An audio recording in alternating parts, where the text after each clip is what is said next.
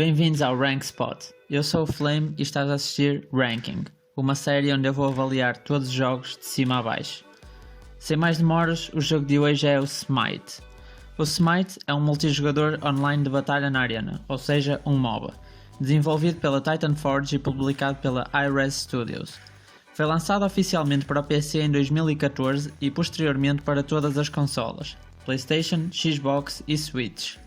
Neste momento tem cerca de 10 a 20 mil jogadores diariamente e conta já com mais de 35 milhões de pessoas que jogaram o jogo desde o seu começo. Os principais modos de jogo são Conquista, Arena, Justa e Assalto. A Conquista é o modo clássico de MOBA de 5 para 5, com 3 lanes separadas por 2 jungles.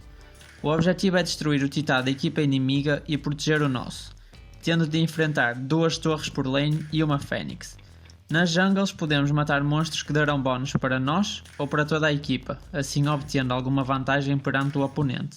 Cada partida dura entre 30 a 50 minutos. Arena é o modo mais relaxado de Smite. O objetivo é guiar os nossos minions ao portal inimigo. Não existe uma estrutura de lanes, mas sim uma arena onde batalhamos 5 para 5, com menos pressão tática e com mais foco nas habilidades de cada deus. Subimos de nível mais rápido e ganhamos dinheiro mais rápido, visto que é um modo de jogo de curta duração. É, na minha opinião, o modo ideal para experimentar novos deuses e ficarmos familiarizados com as suas características.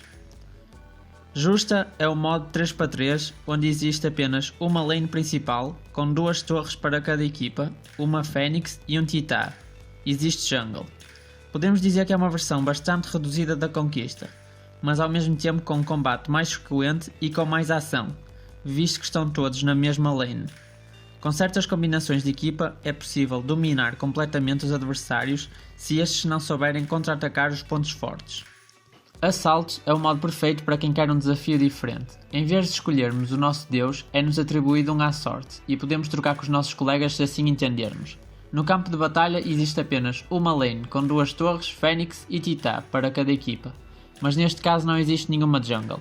Para complicar as coisas, não podemos voltar à base para comprar itens voluntariamente, podemos apenas ir à base quando morremos. É um modo muito interessante, mas pode ser complicado visto que a maioria vai estar a jogar com deuses que nunca experimentou e tem pouco tempo para perceber como eles funcionam.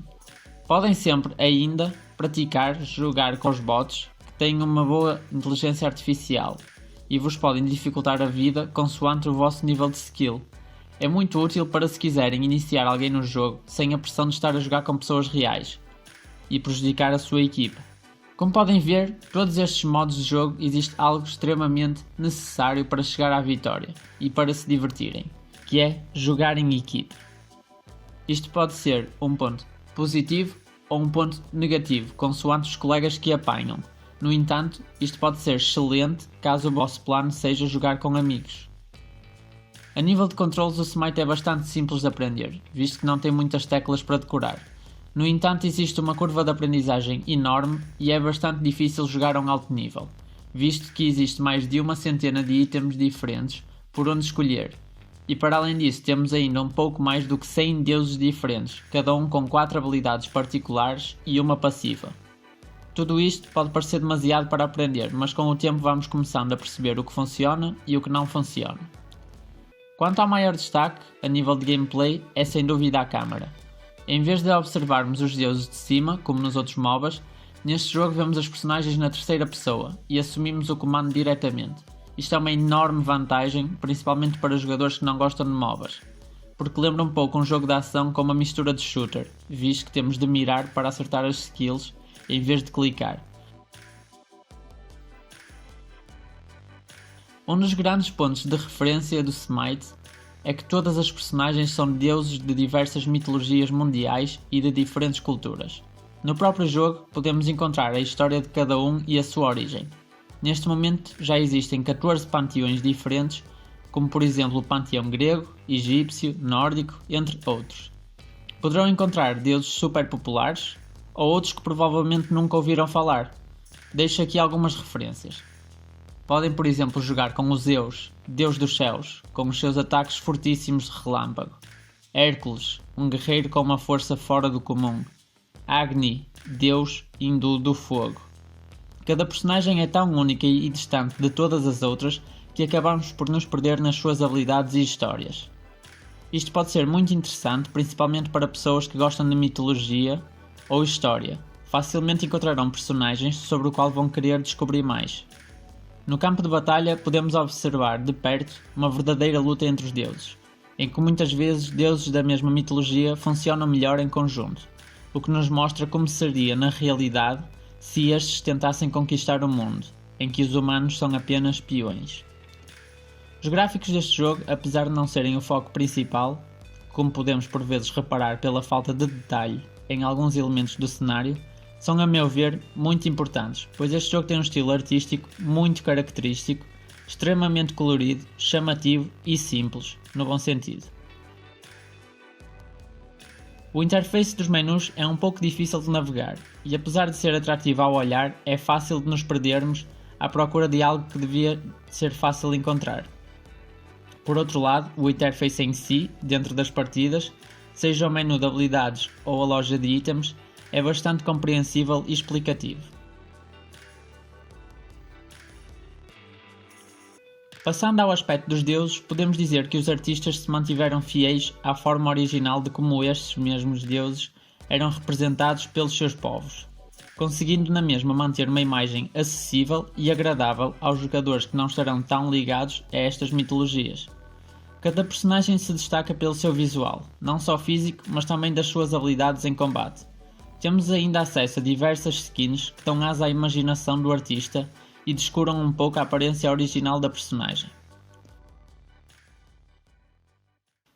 As músicas neste jogo, apesar de bastante agradáveis, tornam-se algo repetitivas ao longo do tempo, o que torna as esperas no menu um pouco aborrecidas caso estejamos a jogar sozinhos, mesmo que mudem de música todas as temporadas. Já no campo de batalha, considero os sons mais diversificados e úteis para percebermos o que nos rodeia. Tanto o som das habilidades como as falas das personagens ajudam-nos a melhor nos situarmos, apesar de que estes sons não trazem nada de novo ao género, são na mesma bem conseguidos. Deixo também aqui uma menção aos casters in-game, pela variedade de opções que temos à nossa escolha. Como já devem ter reparado até agora, este jogo é maioritariamente multiplayer. Tem uma player base muito ativa e participativa. Facilmente encontram na internet guias para cada deus, dicas como certos itens funcionam, e mesmo uma comunidade enorme onde podem participar nessas mesmas discussões para tirar todo o tipo de dúvidas.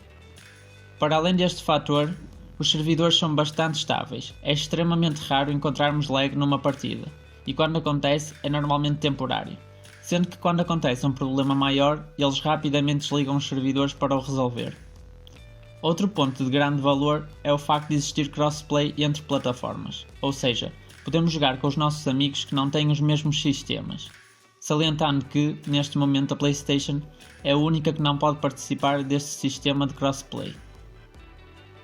Apesar da quantidade de jogadores online, existe algum tempo de espera entre partidas, principalmente para modos menos jogados, e isto tem um impacto negativo na experiência geral do usuário. Como já mencionei, o trabalho em equipa é essencial, o que nos leva a perguntar: qual a probabilidade de apanharmos um jogador tóxico?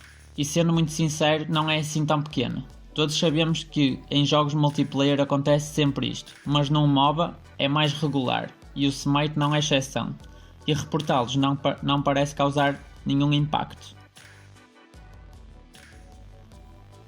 Este jogo pode entreter-vos durante centenas ou até milhares de horas, devido à gigantesca variedade de combinações. Uma constante preocupação dos desenvolvedores é atualizar o conteúdo e seguir os pedidos dos fãs. Para além disto, outra coisa que nos prende é o sistema de rank, que promove o desenvolvimento das nossas capacidades e nos faz querer voltar para mais, seja porque estamos numa série de vitórias ou porque queremos recuperar da última derrota. Se tudo isto não for suficiente para vos chamar de volta ao jogo, o Smite tem ainda eventos festivos para pessoas que gostam de colecionar skins e para pessoas que gostam de modos de jogo especiais. E se até agora estavas a gostar do que ouvistes, será que o preço te vai assustar? Nada disso. O jogo é completamente gratuito. Temos apenas de desbloquear os deuses. Como é óbvio, a empresa precisa de gerar lucro para funcionar, daí que há duas maneiras de podermos obter todos os deuses. Ou jogamos centenas de horas para obter coins, que é a moeda gratuita, ou compramos o pack de deuses em que temos acesso a todas as personagens presentes e futuras do jogo. Se a pessoa realmente gostar do jogo, compensa sempre investir no pack de deuses, visto que é um preço relativamente baixo e que é frequentemente colocado em promoção. Por outro lado, temos as gemas, que são a moeda paga do jogo. Elas servem para comprar o Battle Pass, baús, skins e várias outras coisas personalizáveis, mas que a meu ver, salvo raras exceções, não valem a pena. O motivo pelo qual digo isto é que para obter grande parte das skins terão de abrir baús que vos darão apenas uma pequena chance de conseguir a skin que realmente querem, em vez de a comprar diretamente. Finalizando, eu penso que o modelo de monetização é justo, visto que é um jogo gratuito, no entanto poderia melhorar, deixando os jogadores terem mais opção de compra direta. Para as pessoas que já experimentaram Dota ou LoL, que são os maiores rivais do Smite, gostava de salientar que as principais diferenças são a facilidade de chegar ao jogo e começar logo a aprender e a quantidade de ação na partida, sobretudo porque nos sentimos mais próximos da personagem devido à câmara ser apresentada na terceira pessoa, que é sem dúvida o ponto de venda do Smite. Deixo aqui o que para mim são os pontos principais.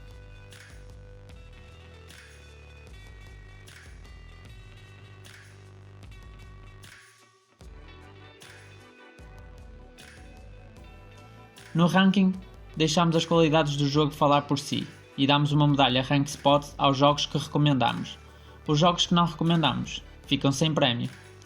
Neste caso, o Smite leva sem dúvida a medalha.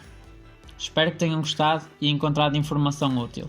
Se sim, ajudem o canal a subscrever, deixar um like ou até mesmo partilhar. Deixem nos comentários as vossas opiniões, porque esta foi a minha.